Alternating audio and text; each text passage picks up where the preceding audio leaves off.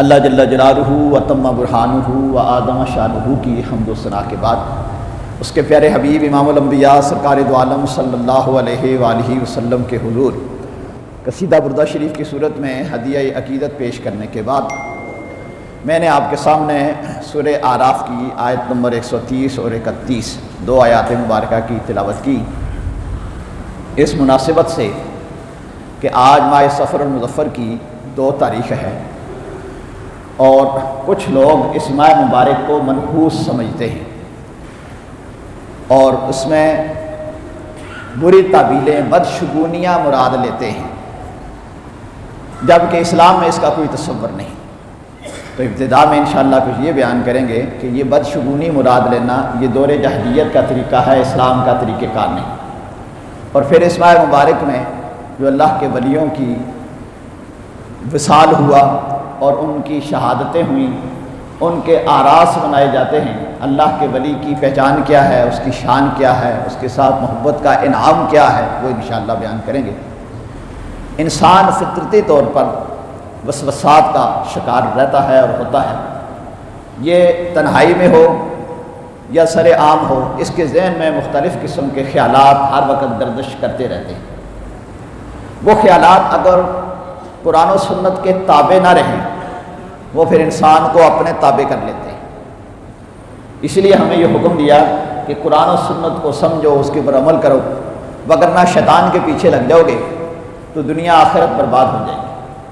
انسان کوئی بھی کام کرتا ہے، کام کرنے سے پہلے وہ اس کے بارے سوچتا ہے کہ یہ کام میں کروں کہ نہ کروں، اس کے پیچھے پورے اس کے خیالات ہوتے ہیں۔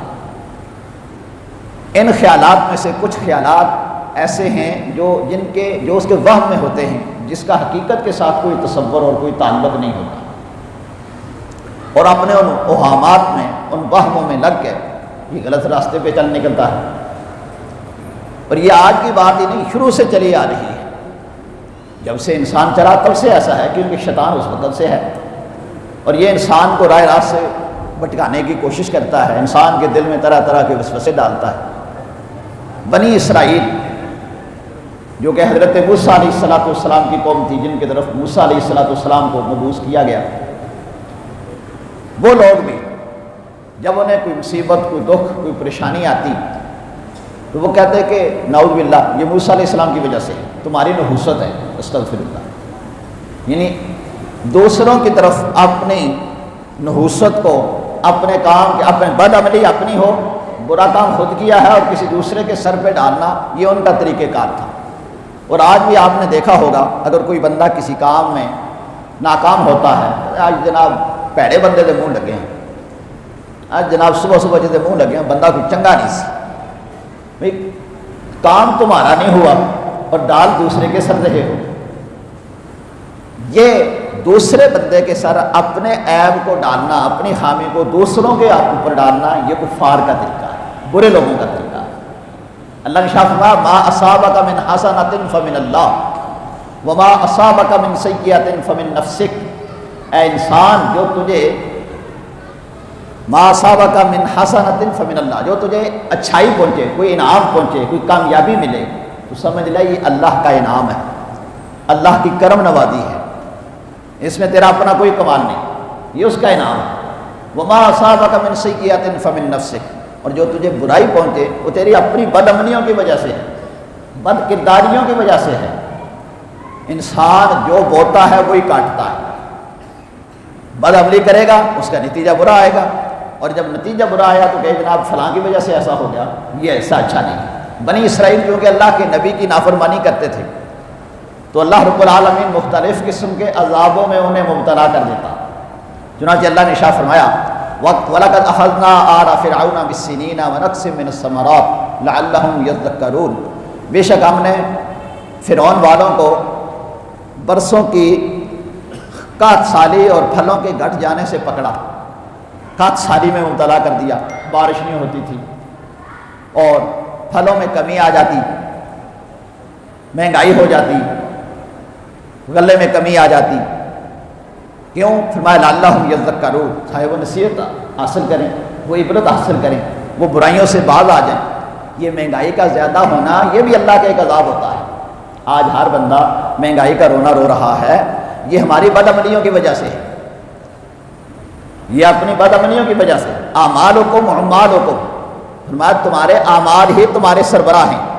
ہم اپنے سربراہوں کو گالیاں دیتے ہیں نا، وہ ہمارے اعمال ہیں، ہماری بد کرداریاں ہیں، ہم نے خود ان کو چنا ہے، ہم نے خود ان کو ووٹ دیے ہیں۔ پھر ہم خود کتنے اچھے ہیں کہ ہم کہیں جناب ہمارے عمال، ہمارے جو حکمران ہیں وہ بھی اچھے ہیں۔ ہم خود اچھے ہوں گے، حکمران بھی اچھے ہو جائیں گے۔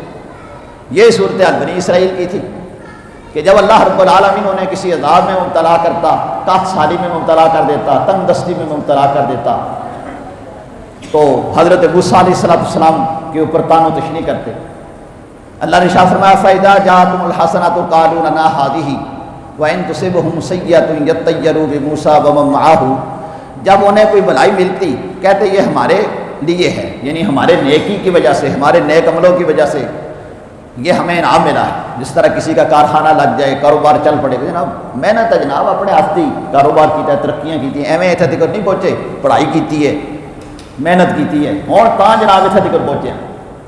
اگر جیت کے جناب کسی عہدے پہ چلا جاتا ہے، جناب ایویں نہیں پہنچے، بڑے جناب دیں گے تو دن رات اسی کوششاں کیتیاں ہیں، یعنی اللہ کی یاد کو بھول جاتا ہے کہ میرے رب نے کرم نوازی کی ہے۔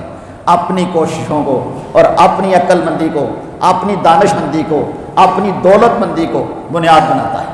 نہ کوئی خرچ کیتے تو تاں اتنے تک پہنچے، ایویں تو نہیں پہنچ گئے۔ کوئی اچھی سوچ ہے سی نا ساڈی، تاں اینے پہنچے ہیں، بڑا ایویں تو نہیں پہنچ گئے۔ تو یہ ان لوگوں کا بھی یہی سوچ تھی۔ ما اصابک فاذا جاءتهم الحسنۃ قالوا لنا هذه، جب انہیں کوئی بلائی پہنچتی تو کہتے یہ ہمارے اپنے وجہ سے ہے، اپنے ہمارے مال کی وجہ سے ہے۔ وَإِن تُصِبْهُمْ يَطَّيَّرُوا بِمُوسَىٰ وَمَن مَّعَهُ، اور جب کوئی برائی پہنچتی تو موسیٰ اور اس کے ساتھ والوں سے بدشگونی لیتے، کہتے جناب تمہاری وجہ سے ایسا ہو گیا۔ نعوذ باللہ من ذلک۔ موسیٰ علیہ السلام جن کی وجہ سے اللہ رحمت نازل کرتا ہے ان کے اوپر اعتراضات، تمہاری وجہ سے ایسا ہوا ہے۔ الا انما طائرهم عند اللہ، اللہ نے شاہ فرمایا سن لو، ان کے نصیبے کی شامت ہے یہ، ان کے اپنی بد عملیوں کی وجہ سے ہے یہ۔ وَلَٰكِنَّ أَكْثَرَهُمْ لَا يَعْلَمُونَ، لیکن اکثروں کو اس کی خبر نہیں ہے، اگر اکثر اس کو جانتے نہیں ہیں۔ اور یہ طریقہ کار صدیوں سے چلا آ رہا ہے۔ دور جاہلیت میں بھی رسول پاک صلی اللہ علیہ وآلہ وسلم کے زمانہ مبارکہ میں بھی جب ماہ سفر آتا تھا، سفر کا معنی ہوتا ہے خالی، آپ لوگ یہ بولتے بھی ہیں صفر ہے جی، یہ صفر سفر سے ہی بنا ہے، اس کو کیا ملا جی؟ صفر ملا۔ صفر کا معنی ہوتا ہے خالی، کچھ نہیں ملا۔ تو وہ لوگ دور جاہلیت کے میں اپنے گھروں کو خالی کر کے باہر چلے جاتے تھے، اور وہ یہ سمجھتے تھے کہ جناب گھروں میں نحوستیں اترتی ہیں، بیماریاں اترتی ہیں، اس لیے ہمیں انہیں چھوڑ کے باہر چلے جائیں۔ اور پھر یہ سمجھتے تھے کہ اس مہینے میں کوئی شادی وغیرہ کوئی اچھا کام نہیں کرنا، کیوں جی؟ نحوستیں آنی ہیں، بیماریاں آنی ہیں۔ تو رسول پاک صلی اللہ علیہ وآلہ وسلم نے شاہ فرمایا لا سفر ولا طیر ولا حامہ ولا عدوہ، حضور نے شاہ فرمایا نہ تو کوئی مہینہ منحوس ہے، اور نہ ہم کوئی پرندہ منحوس ہے، اور نہ ہی کوئی بیماری متعدی ہوتی ہے، ایک سے دوسرے کو لگتی ہے، ایسا نہیں ہے۔ ایک بیماری ایک سے دوسرے کو نہیں لگتی، اور یہ وہاں آج بھی پایا جا رہا ہے، جناب ماسک پہن کر رکھیں جی، ایک سے دوسرے کو لگ جائے گی۔ اس وقت بھی یہی سوچ تھی، یہ جاہلیت کی سوچ تھی۔ آج لوگ کہتے ہیں ہم پڑھے لکھے ہیں، یہ پڑھے لکھے جاہل ہیں۔ اب صحابہ کرام نے عرض کی یا رسول اللہ صلی اللہ علیہ وسلم، آپ کہتے ہیں ایک سے بیماری دوسرے کو نہیں لگتی، ہمارا تو تجربہ ہے لگ جاتی ہے۔ فرماتے ہیں کیسے تجربہ؟ جی دیکھو ایک اونٹ کو خارش ہوتی ہے اور وہ دوسرے اونٹوں میں چلا جاتا ہے، انہیں بھی خارش لگ جاتی ہے۔ آپ کہتے ہیں ایک سے دوسرے کو نہیں لگتی، یہ دیکھو ایک سے دوسرے کو تو لگ گئی۔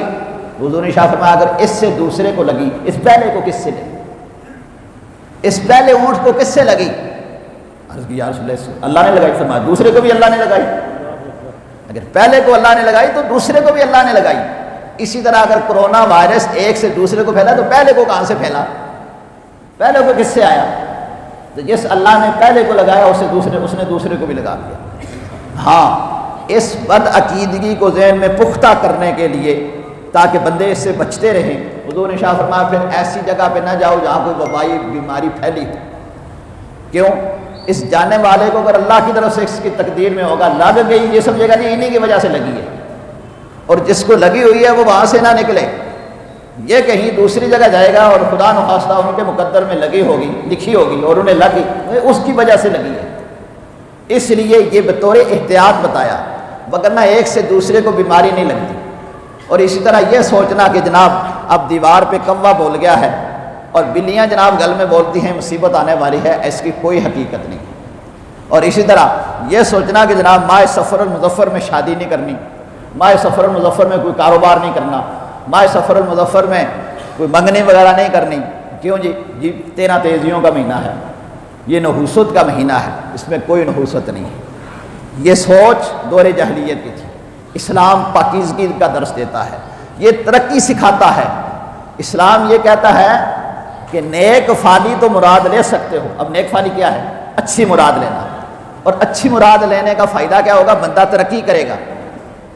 راستے سے نکلا، گھر سے نکلا کسی کام کاج کے لیے، راستے میں جناب کوئی نمازی مل گیا، جی ذکر کرنے والے بابا جی مل گئے، درود و سلام پڑھنے والا کوئی بندہ مل گیا، ملنے والے نے جناب اچھی بات کہہ دی تو یہ نیک فالی ہے۔ اسلام کہتا ہے اس کو مراد لو تاکہ تمہارا حوصلہ بڑھے، تم اور آگے بڑھو۔ اچھا یار بڑا اچھا ہوا، نمازی بندے نہ ملاقات ہو گئی، جناب چنگے بندے نہ ملاقات ہو گئی ہے، اب تم اس کام کے لیے نکلو گے، بجائے اس کے کہ تم تنزل ہی کی طرف آؤ۔ راستے سے بلی گزر گئی، اوئے ہوئے چلیے گھر سوئیے جناب، کی ہویا جی بلی ڈال جو گزر گئی سی، آج تک میں کام تے نہیں جانا، تو یہ تنزلی ہے۔ مجھے آپ کام پہ کیوں نہیں؟ اور اس صبح صبح جناب کوا دیوار پہ بول رہا تھا، لگتا ہے کوئی نحوست کا ہی دن ہے، اس لیے میں کام پہ نہیں جاتا، یہ تنزلی ہے۔ اسلام اس کی حوصلہ شکنی کرتا ہے، اسلام حوصلہ افزائی کرتا ہے کہ وہ کام کرو جس میں تمہاری ترقیاں ہوں، تم گھر سے نکلو کام کرو۔ رسول پاک صلی اللہ علیہ وآلہ وسلم جب ہجرت فرما کے مدینہ شریف تشریف لے گئے تو ادھر کفار مکہ نے اعلان کیا ہوا تھا کہ جو محمد صلی اللہ علیہ وسلم کا سر لے آئے گا ہم اسے 100 اونٹ دیں گے۔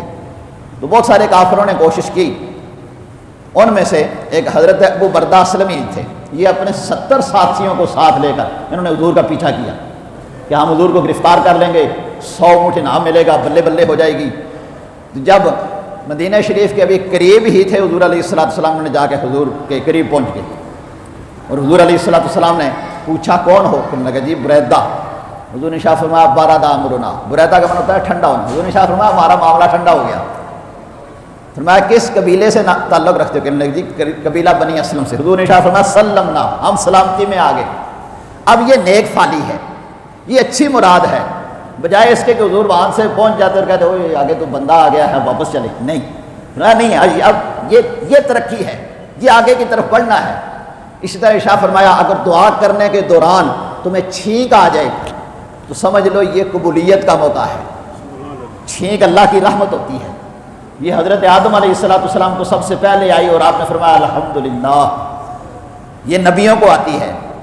اباسی آنا جسے پنجابی میں جمائی کہتے ہیں، پنجابی میں اباسی کرتے ہیں، اردو میں جمائی کہتے ہیں، یہ آنا یہ شیطان کی طرف سے ہے، یہ نحوست ہے، اس سے سستی پیدا ہوتی ہے۔